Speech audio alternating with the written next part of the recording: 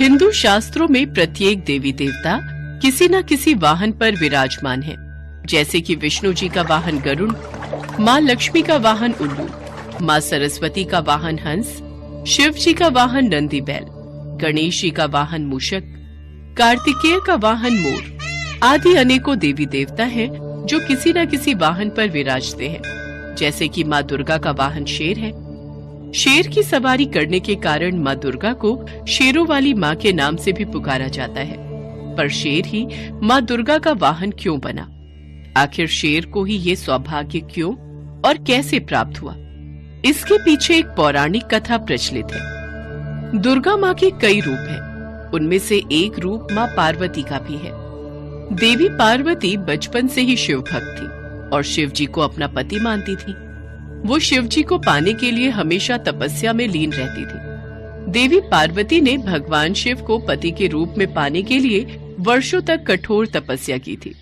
इस कठिन तपस्या में काफी समय तक लीन रहने से देवी पार्वती का रंग सांवला हो गया था। विवाह के पश्चात एक दिन भगवान शिव और देवी पार्वती कैलाश पर्वत पर बैठकर आपस में हंसी ठिठोली कर रहे थे। उसी बीच शिव जी ने माता पार्वती को सांवली कह दिया। देवी पार्वती, तुम्हारा रंग कितना सांवला हो गया है, देखो तो जरा। स्वामी, यह सब तो आपको पाने के लिए मैंने तपस्या की थी, उसी कारण मेरा रंग सांवला हो गया। जाइए, मुझे आपसे बात नहीं करनी। आपने मुझे दुख पहुंचाया है। अब मैं तभी लौट कर आऊंगी जब मैं सांवली नहीं रहूंगी। मैं गौर वर्ण की हो जाऊंगी। मैं तपस्या के लिए जा रही हूँ। पार्वती, रुको तो। अरे तुम तो नाराज हो गई। मैं तो यूं ही कह रहा था। लगता है देवी पार्वती को मेरी बात का बुरा लग गया। अब तो ये तपस्या में लीन होने चली गई। शिव जी से नाराज होकर माँ पार्वती घने जंगलों में जाकर तपस्या में लीन हो गई।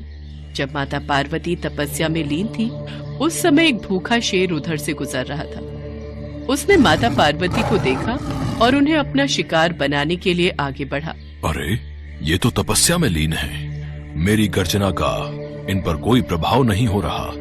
मुझे इनकी तपस्या भंग होने का इंतजार करना होगा। आखिर मैं भी तो देखूं कि एक शेर की गर्जना का असर इन पर क्यों नहीं हुआ और इनकी तपस्या भंग क्यों नहीं हुई, ये भयभीत क्यों नहीं हुई।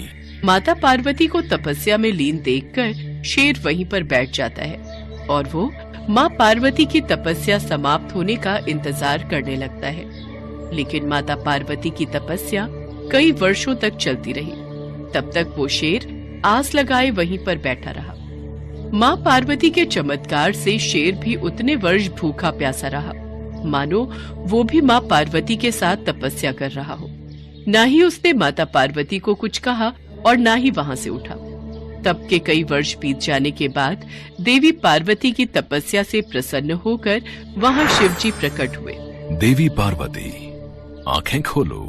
मैं तुम्हें गोरा होने का वरदान देता हूँ। पार्वती, तुम गंगा स्नान करो। इससे तुम गौर वर्ण की हो जाओगी। अपने उज्जवल गौर वर्ण के कारण अब से संसार आपको गौरी के नाम से भी जानेगा और आपका सांवला वर्ण कौशिकी देवी के नाम से जाना जाएगा। आप धन्य है प्रभु। तभी देवी पार्वती की नजर वहाँ बैठे एक शेर पर जाती है। अरे, ये शेर यहाँ कैसे? देवी पार्वती, इसे देखकर तो ऐसा प्रतीत हो रहा है कि वर्षों से ये भी आपके साथ ही यहीं तपस्या में बैठा हुआ है। माता पार्वती, भगवान शिव, मेरा प्रणाम स्वीकार कीजिए। आपका कथन सत्य है। मैं इसी विचार से देवी पार्वती पर आक्रमण करने ही वाला था, पर देवी पार्वती के अलौकिक चमत्कार से मैं रुक गया। मेरे हाथों से यह अपराध होने से माँ ने मुझे रोक दिया। मुझे क्षमा कीजिए माता। प्रभु, जैसे मैंने इतने दिनों तक तपस्या की, ठीक उसी तरह इस शेर ने भी मेरी प्रतीक्षा में तपस्या की है। मुझे इसकी तपस्या का फल इसे देना ही चाहिए। पर मैं ऐसा क्या करूं कि जिससे जगत में इसकी प्रशंसा हो?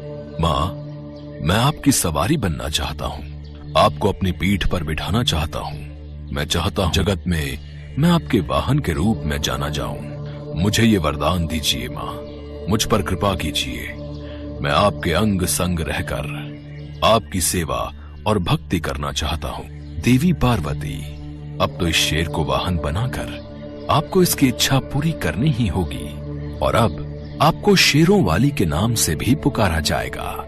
देवी पार्वती मुस्कुरा देती हैं और शेर को वरदान देते हुए उसे अपना वाहन बना लेती हैं। शेर पर सवारी करने के लिए माँ दुर्गा के रूप में माँ पार्वती शेर पर सवार होती हैं।